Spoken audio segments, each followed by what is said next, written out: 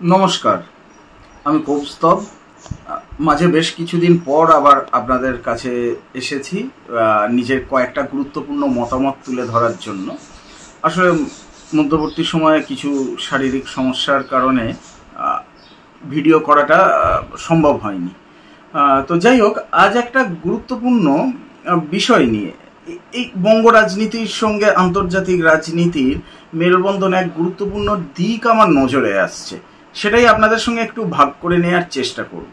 তাই আলোচনার শিরোনামটা হচ্ছে কে বাম কে দক্ষিণপন্থী গুলিয়ে যাচ্ছে সিপিএমের। ঘটনাটা কোথা থেকে আরও ভালো করে নজরে পড়ল তা বলি। সম্প্রতি ইউরোপের দুই প্রতিবেশী বড় বড় রাষ্ট্রের শক্তিধর দেশ, যারা দুজনেই হচ্ছে রাষ্ট্রসংঘের নিরাপত্তা পরিষদের সদস্য, সেই গ্রেট ব্রিটেন আর ফ্রান্সের সাধারণ নির্বাচন হয়েছে। তার ফলাফল নিয়ে বিস্তর আলোচনা হচ্ছে, কারণ দীর্ঘ 14 বছর পর ব্রিটেনে কনজারভেটিভ টোরিদের হারিয়ে লেবার পার্টি ক্ষমতায় ফিরেছে। শুধু ফিরেছে তা নয়, এক বিপুল ব্যবধানে ক্ষমতায় ফিরেছে আর কি। ভারতের জামাই, ভারতীয় বংশোদ্ভূত ঋষি সুনকের নেতৃত্বে টোরিরা একেবারে নজিরবিহীন বিপর্যয়ের সম্মুখীন হয়েছে। তারা দ্বিতীয় স্থানে আছে তো বটেই, কোনো রকমে 100 গণ্ডি পার করেছে আসন সংখ্যার নিরিখে, আর সেখানে তাদের অনেকটা কাছাকাছি চলে এসেছে তৃতীয় স্থানে থাকা লিবডেম, মানে লিবারাল ডেমোক্র্যাটরা। ব্রিটেনের ফলাফল প্রকাশের এক সপ্তাহ যেতে না যেতে একেবারে শোরগোল ফেলে দিয়েছে ফ্রান্সের সাধারণ নির্বাচনের ফলাফল। ফ্রান্সের বর্তমান শাসন ব্যবস্থা আধা রাষ্ট্রপতি শাসিত, মানে ঠিক আমেরিকার মতোও নয় শাসন ব্যবস্থা, আবার ঠিক আমাদের ভারতের মতোও নয়। ভারতে তো শাসন ব্যবস্থা পুরোটাই সংসদীয় শাসন ব্যবস্থা, এবং সেখানে কার্যত প্রধানমন্ত্রী সর্বেসর্বা, রাষ্ট্রপতি অনেকটাই সাংবিধানিক প্রধান, অনেকটাই আলংকারিক পদ বটে। নিশ্চয়ই সংবিধানে কয়েকটা গুরুত্বপূর্ণ প্রশ্নে এবং সংকটের মুহূর্তে রাষ্ট্রপতি পদের ভূমিকা অপরিসীম ভারতবর্ষে, কিন্তু না হলে তো প্রধানমন্ত্রী পরিচালিত দেশ। তাই যেগুলো সংসদীয় গণতন্ত্রে মোটামুটি তাই দেখা যায়। আমাদের প্রতিবেশী দেশ পাকিস্তান, বাংলাদেশ, নেপাল, এইগুলো তাই দেখা যায় আর কি, বা ইউরোপের অন্যান্য দেশেও তাই আছে। ব্রিটেন নিয়ে কথা বলছিলাম, ওখানে রাজা আছে, ওই ঠিক আমাদের রাষ্ট্রপতির জায়গাটা ওদের ওই প্রাতিষ্ঠানিক রাজতন্ত্র দখল করে রেখেছে, কিন্তু বাকি ভূমিকা সবই আর কি ওই প্রধানমন্ত্রী এবং তার নেতৃত্বাধীন মন্ত্রী পরিষদের। কিন্তু ফ্রান্সের তা নয়। ফ্রান্সের বেশ কিছু গুরুত্বপূর্ণ প্রশ্নে রাষ্ট্রপতির ক্ষমতা অপরিসীম, মানে সেখানে রাষ্ট্রপতি যা সিদ্ধান্ত নেন তাই ঘটে।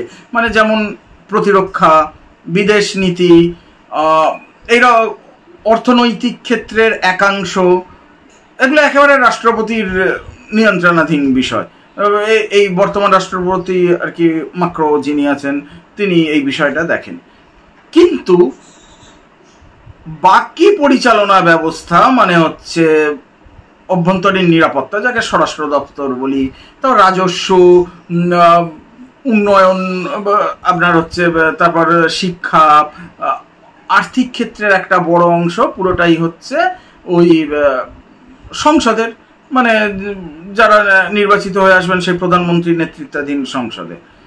এবার সেখানে হয়েছে, ফ্রান্স কিন্তু একটা দীর্ঘ সময় ধরে বামপন্থী শাসিত দেশ। মানে এটা ইউরোপের বুকে এরকম বড় দেশের মধ্যে বামপন্থীদের শাসন অন্যান্য জায়গায় ততটাও দেখা যায় না। কিন্তু এই মাক্রোর আগে যিনি রাষ্ট্রপতি ছিলেন, ফ্রান্সোয়া ওলান্দ, এইরকম একটা উচ্চারণ, মানে ফ্রেঞ্চ উচ্চারণ একটু সমস্যাই হয়। একেবারে শ্রমিক নেতা, এবং শুধু শ্রমিক নেতা নয়, একেবারে বামপন্থী দলের নেতা ফ্রান্সোয়া ওলান্দ।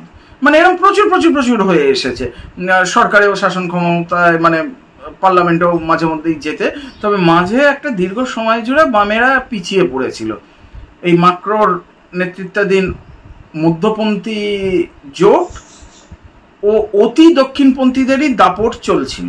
কিন্তু এবারের নির্বাচনে দেখা গেল কি না, বামপন্থীদের অভাবনীয় উত্থান ঘটে, তারা 1 নম্বর হলো ফ্রান্সের অভ্যন্তরীণ নির্বাচনে। মানে সমস্ত বামপন্থী দল, সেখানে গ্রিন পার্টিও আছে, কমিউনিস্ট পার্টিও আছে, আবার সোশ্যালিস্টরাও আছে, আবার লেফটরাও আছে, মিলে যে বামপন্থী জোট পপুলার ফ্রন্ট তারা বাজিমাত করলো। তবে হ্যাঁ, একক সংখ্যাগরিষ্ঠতা পায়নি, তার থেকে বেশ অনেকটা দূরে আছে, কিন্তু তারাই প্রথম। সৌভাগ্যক্রমে দ্বিতীয় স্থানে উঠে এসেছে মাক্রোন জোট, যা মনে করা হচ্ছিল যাদের অবস্থা সবচেয়ে খারাপ হবে। আর তৃতীয় স্থানে থাকলেও বেশ জোরাল উপস্থিতি নিয়ে হাজির হয়েছে মারি লে পেনের একেবারে অতি ডানপন্থী জোট। মানে অতি ডানপন্থী মানে এরা অতি ডানপন্থী, ওইসব রক্ষণশীল বলে ব্যাপারটা বোঝা যাবে না, অতি ডানপন্থী। এবার ফ্রান্স নিয়ে মজাটা কোথায় হলো, এবার কে প্রধানমন্ত্রী আবার সরকার করবে তা নিয়ে আলোচনা চলছে, বেশ গোলমেলে ব্যাপার, কারণ ফ্রান্সে এই তো অলিম্পিক শুরু হবে, তার আগে আদৌ সরকার গঠন করা যাবে কিনা, নতুন প্রধানমন্ত্রী বেছে নেওয়া যাবে কিনা তা নিয়ে সমস্যা আছে। কারণ মানে সেই এদিক নেই ওদিক আছে বাংলায় বলে না, ফ্রান্সের রাষ্ট্রপতি মাক্রোর অবস্থাটা বর্তমানে খানিকটা সেই রকম। তার নিজের মধ্যপন্থী জোট প্রায় কিছুই করতে পারেনি, লজ্জাজনক পরাজয়ের সম্মুখীন হয়েছে, অথচ উনি নাকি কমিউনিস্ট বামেদের সঙ্গে হাত মেলাবেন না। মানে মজা, যাই হোক সেটা পরে আসছি, সে বিষয় নয়। মুশকিল হচ্ছে এই যে এই গোটা বিষয়গুলো যা ঘটছে চারিপাশে, ফ্রান্সের যে ফলাফল নিশ্চয়ই আন্তর্জাতিক স্তরে বামপন্থায় যারা আস্থা রাখেন তাদের উৎসাহিত করবে, স্বাভাবিক। আমাদের দেশের ক্ষেত্রেও ঠিক, এমনকি আমাদের রাজ্য মানে এই বাংলার ক্ষেত্রে, পশ্চিমবঙ্গের ক্ষেত্রেও ঠিক, পশ্চিমবঙ্গের বামপন্থীরা তা নিয়ে উৎসাহিত হবেন, সেটাও ঠিক, কোনো ভুল নেই। কিন্তু পশ্চিমবঙ্গের বামেদের ক্ষেত্রে দেখা যাচ্ছে কে দক্ষিণপন্থী আর কে বামপন্থী তারা তো সেটাই বুঝতে পারছে না। আরো ভালো করে বললে সিপিএম গুলিয়ে ফেলছে কে বাম কে দক্ষিণপন্থী। দেখুন সিপিএম কতটা কমিউনিস্ট আছে, কতটা বাম আছে তা নিয়ে বিতর্ক বিস্তর আছে।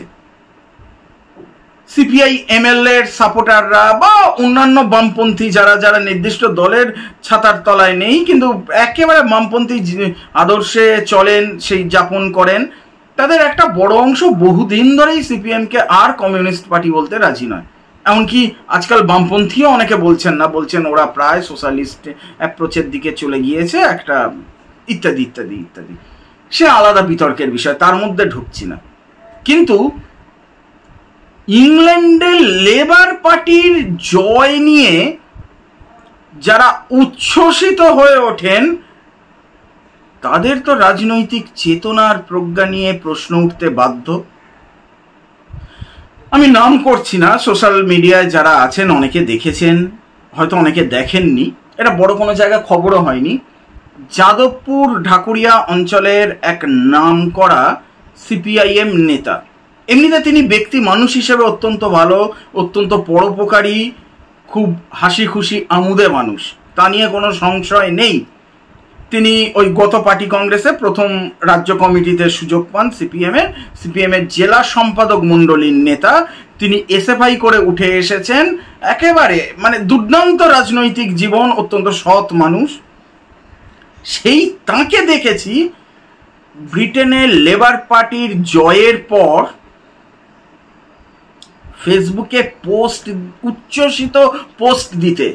লেবার মানেই মানে তার পোস্ট দেখে অন্তত আমার মনে হয়েছে লেবার পার্টি মানেই তিনি ধরে নিয়েছেন শ্রমিক শ্রেণীর পার্টি, ওই সেই ওয়ার্কার পার্টি হয় না, সব জায়গায় তো কমিউনিস্ট পার্টির নাম নেয় না, কমিউনিস্ট আদর্শে ওয়ার্কার্স পার্টি চলে। এবার কমিউনিস্ট পার্টি আর ওয়ার্কার্স পার্টির মধ্যে কিছু পার্থক্য আছে, কিন্তু মূল জায়গাটা তো অনেকটা একই। উনি মোটামুটি ওইরকম কিছু একটা বোধহয় ধরে নিয়েছিলেন এবং উচ্ছ্বসিত যে ব্রিটেনের বুকেও বামেদের জয়।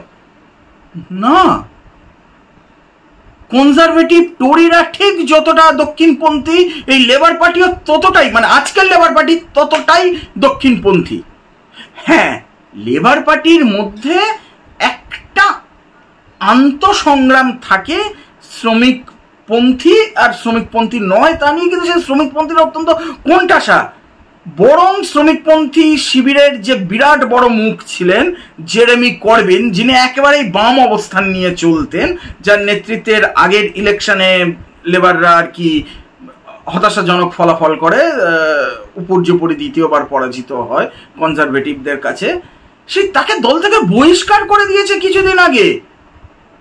তিনি হচ্ছে ইসরায়েল গাজা ইসরায়েল প্যালেস্তাইন মানে ওই গাজা ভূখণ্ডের সংঘাতে সরাসরি মানবিকতার কারণে গাজা ভূখণ্ডের পক্ষে, প্যালেস্তাইনের পক্ষে অবস্থান নিয়েছিলেন বলে বিপুল দলের সর্বময় কর্তা ছিলেন, বিরোধী দলনেতা ছিলেন ব্রিটিশ পার্লামেন্টের, তাকে বহিষ্কার করে দিয়েছে। সে জেরেমি করবিন নির্দল প্রার্থী হিসেবে এবারে লড়াই করে জিতেছেন।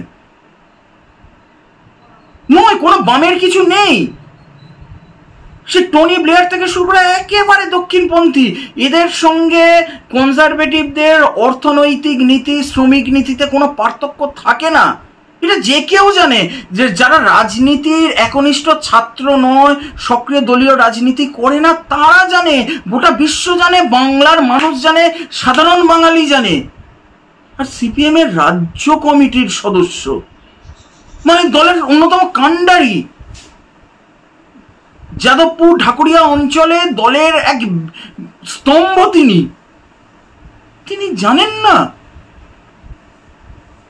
লেবার পার্টির জয় আলাদা করে কিছু নয়। কি বিপুল উচ্ছ্বাস! হ্যাঁ, আরো বিপজ্জনক হতো যদি ধরুন এরা উল্লেখযোগ্য সংখ্যায় উঠে আসতো, ওই নাইজেল ফারাজ বোধহয় নাম, তার ওই অতিরক্ষণশীল, আমি নামটা ভুলে যাচ্ছি এক্ষুনি দলটার, তারা যদি উঠে আসতো। তারা উল্লেখযোগ্য সংখ্যায় ভোট পেয়েছে, কিন্তু তারা আসন সংখ্যার নিরিখে অত্যন্ত পিছনে আছে, কিন্তু ভোট পার্সেন্টেজে লিবডেমদের থেকেও এগিয়ে গেছে, মূলত তৃতীয় স্থানে আছে। ঠিক আছে, সেটা হয়নি, কিন্তু লেবার পার্টির জয়ে সিপিএম এর উচ্ছ্বাসের কি আছে? এবং তার দেখা দেখি দেখলাম অত্যন্ত অনেক ছোট মানে আর কি, ওই বড় কমিটিতে নেই, সাধারণ কর্মী সমর্থকরা বেশ উচ্ছ্বসিত। এবং সেই নিয়ে সেই এরা বাংলায় আছে এঁড়ে তর্ক, রীতিমতো এঁড়ে তর্ক করতে দেখলাম। আলোচনাটাকে ছোট করে আনি, শেষ করার আগে একটাই কথা বলার, এই যদি চেতনার মান হয়, কে বাম আর কে ডান তা যদি চিনতে না পারেন, তাহলে অনুরোধ, দলটার নামের আগে আর কমিউনিস্ট রাখবেন না। সর্ব অর্থে আপনারা সোশ্যালিস্ট হয়ে যান, তাহলে সাধারণ মানুষ, সমর্থকরা বিভ্রান্ত হবেন না। যদি কমিউনিজমের পথে, বামপন্থার পথে চলার দৃঢ়তা না থাকে, সৎভাবে পথ পরিবর্তন করুন। সিপিএম নেতারা একটু বিবেচনা করুন, আর না হলে বাম পথেই থাকুন। নমস্কার।